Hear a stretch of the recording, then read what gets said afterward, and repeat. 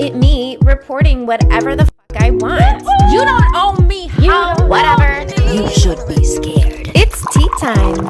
Hey guys, so if you don't know me from TikTok, I am Sarah Holcomb. I'm a former reporter in Washington, D.C. And I was spilling the tea on a lot of the things in the news and in the media that's not reported or reported wrong or censored or completely washed out. You get my drift. But the one thing that got me the most violations on TikTok was the subject of Matthew Belanger. If you don't know who Matthew Belanger is, I'm not surprised. It's been washed out of the media completely. You can't even Google his name. Nothing really comes up, and there are no pictures. But who is Matthew Belanger? Matthew Belanger is the leader of a terrorist group in the United States. Matthew Belanger was the leader of a group called Rape Krieg, which means war. Krieg means war in German. So the name of his group was Rape War. And Rape War was created after the overturning of Roe versus Wade, and it came very, very quickly. All the protesters that were against the overturning of Roe versus Wade were fearful of the same thing, and that was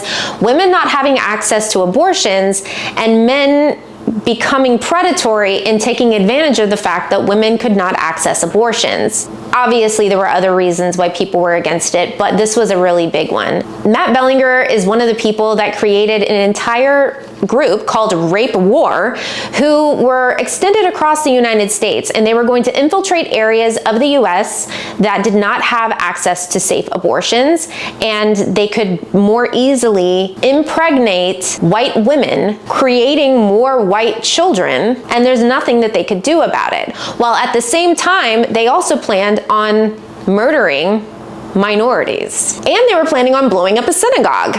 They were actually doing drills. Yes, they were doing drills, practicing doing all of these things. The FBI found a lot of documents in Matt Belanger's room in Honolulu, Hawaii, because he was in the Marines on a base in Hawaii. But Matthew Belanger had already gone to his mom's house in Long Island because, of course, he was with his mom. And that's where he was picked up ultimately by the FBI. This happened in July. I want to first take a look at how this was reported on two different media outlets. First, let's start with NBC. This is how NBC reported it. Former Marine is accused of leading a neo-Nazi group and planning to attack a New York synagogue. But where do they talk about the raping? You know what his entire group was called? Oh yeah, it's right below that. The group, Rape Krieg, encouraged raping foes in its manifesto. But it doesn't talk about raping at all in the entire article, except for here. Rape, for example, is an extremely effective tool against our many foes, and its verbal use as a threat or direct use against an individual greatly reduces enemy morale and strikes a nameless fear in their hearts. Why is he writing poetry?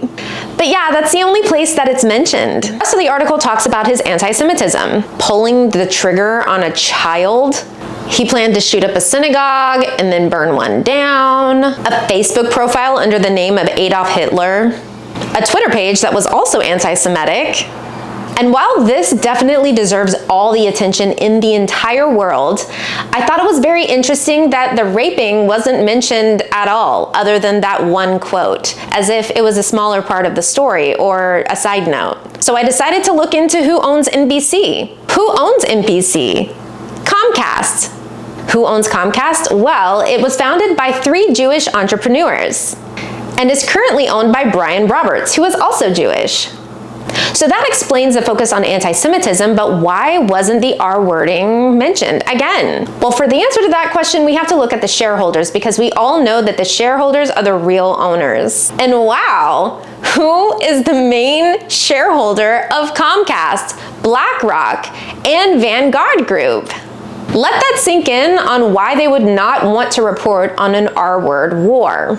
There will be more videos about BlackRock and Vanguard Group coming, so definitely subscribe for those. Now let's compare that to the Rolling Stone article. Exclusive. Neo-Nazi group plotted mass murder, rape campaigns with group. Okay, so that's right in the title. Then underneath it says, while tasked with protecting the nation, Matthew Belanger was plotting a killing spree against minorities to rape white women and increase the production of white children. So yeah, it's very, very clear what this is about. No misconstruing this information. It's right in the title. This article goes into way more detail than the NBC article.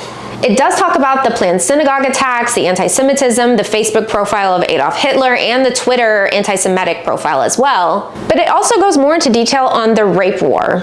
He's discussing the potential rape of an unnamed girl in an encrypted group chat with the Rape Craig members, describing the girl as a good find and could probably get her pretty easy right now, along with pictures of the girl in high school and at a musical recital. It also discovers the nearly 2,000 documents they found describing R-wording and visuals of women being hurt and mutilated and raped, and also anti-Semitic images. Why did Rolling Stone magazine have more information about this horrific crime than NBC? Well, who owns Rolling Stone? Penske Media. And who owns Penske Media? Jay Penske. And unlike other media owners I've talked about before, Jay Penske is not an investor.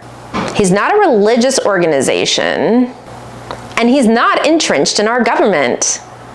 Could he really just be an American publishing entrepreneur? Is that why we got more of the information? By the way, if you want to find out more about Matthew Belanger, it's gonna be pretty hard. I couldn't find anything on Google. I had to go through alternate search engines. But the only article that I found that actually had a picture of Matthew Belanger was with his face half hidden by a mask. Why is this the only picture available of him at all?